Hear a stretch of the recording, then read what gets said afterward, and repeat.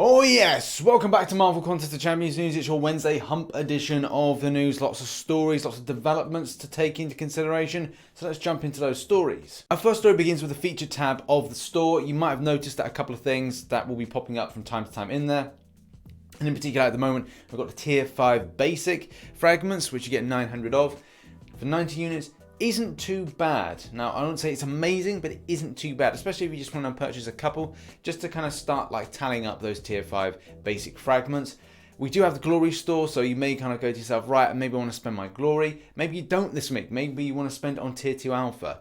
So your choices are there. If you did want it as an option, you can spend if you want to. Next up, and it looks like Intel, as the same way as Raw Elements, has gone into the dailies. This is something I did predict about a month ago that we would indeed see this. So it is, well, pretty obvious it's a thing. This is an optional buy, so if you did want to buy and you did want to get more Intel, say you've missed some time and you want to kind of top up your Intel, then this is an option if you do want to get some other stuff in the future. But again, like I say, this is completely optional to you. Next up, and this is good news, we've been told about what's going to happen next month. There's a lot going on, but we're going into the negative zone. Now, as I said, it was more than likely for the month of April, we would not see something associated with Avengers Endgame. Why? As I explained in last Marvel Contest Champions news, it is more in line with embargoes. So Kabam won't be able to talk anything about Avengers Endgame and also kind of do any content that's associated with that, even though that would be very applicable to do that, based on the fact that they would theoretically be spoiling the movie. If they announced the character, then they would be in a lot of trouble. So if they said, and as I kind of said before, predictions are, and we did the puzzle, we're thinking that we could either get a whole host of champions. We're definitely getting Ronin. And we're also going to get Valkyrie. I feel that we're going to get Valkyrie. She's one of the ones left alive. Rescue, I feel that we're going to get that one. And then maybe another champion. And it could be a case that we see a May-June event. Or it will just be a case of we'll either get three characters or 2 characters. I'm thinking we might get 3, especially, like I said, Valkyrie, Rescue, and Ronin. Ronin, definitely. Having Annihilus in the game is going to be incredibly exciting. A lot of people were talking about this when we did the special puzzle stream. So talking about the ideas of Johnny having his kind of love-hate relationship with Ben, the Thing. So that's going to be cool to kind of touch on that relationship, especially as a story.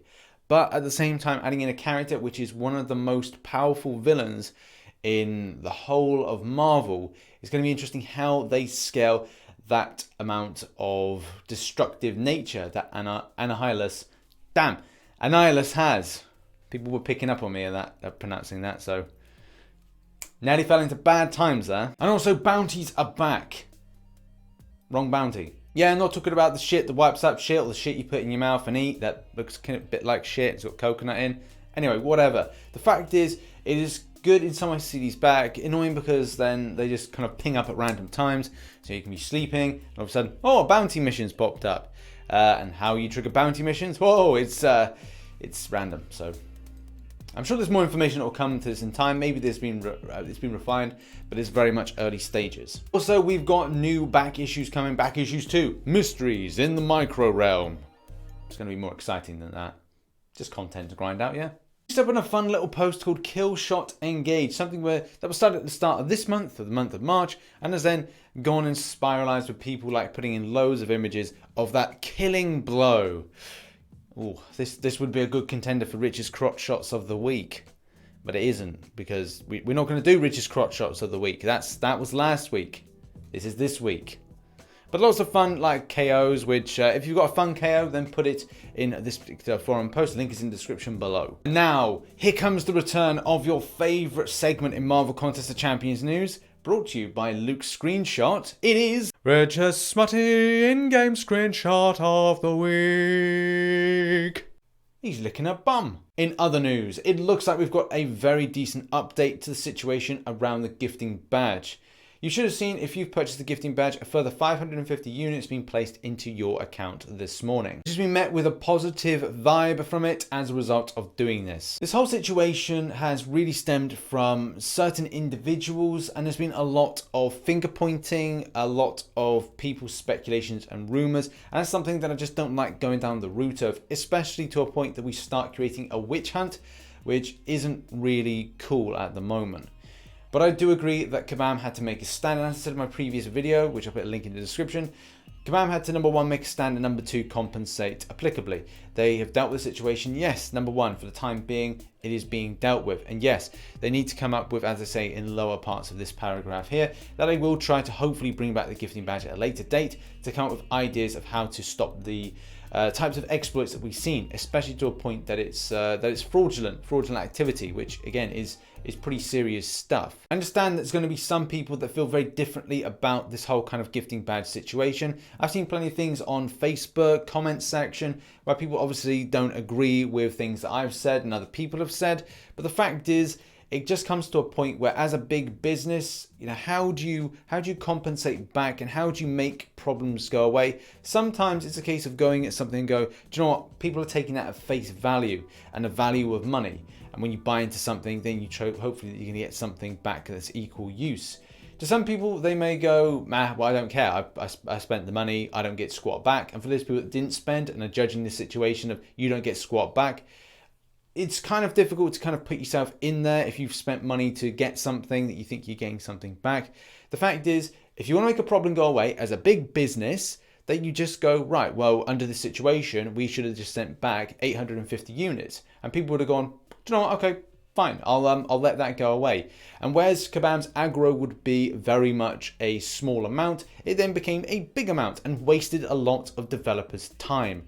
So that's really what I was trying to say. Hopefully that did come across in that video, and I think there were a lot of people that did understand where I was coming from on that point. The final thing I really want to say is I really do hope that Kabam do intend to bring back the gifting badge at the later date, and hopefully they are able to sort out the exploit-free side of things, which is going to be the more difficult. The gifting badge thread has slightly calmed down.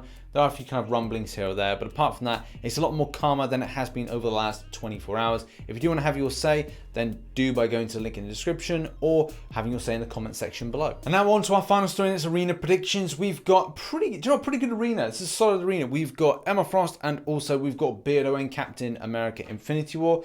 And for this, I'm going with Emma Frost's cutoff being at 2.8 mil. I think that it's going to be, personally, I think she's going to go for 2.5. However, though, I think a lot of people want to feel safe in the grind, so 2.8 mil is going to be one of those safe targets. I don't feel that she's going to go higher than a Mega Red, so you could expect some kind of drops even lower than 2.5. However, though, 2.8 is my pick to be safe. Cap at a 4-star, I'm going for 8 mil, which is a little bit higher than normal, but I feel that players, especially at lower ratings, will kind of go, I want to get this champion for the first time, I want to stimulate my roster, I want to have the Awakening version, and that's what I think. 8 mil is going to be safe for that one, especially from the 4-star featured perspective.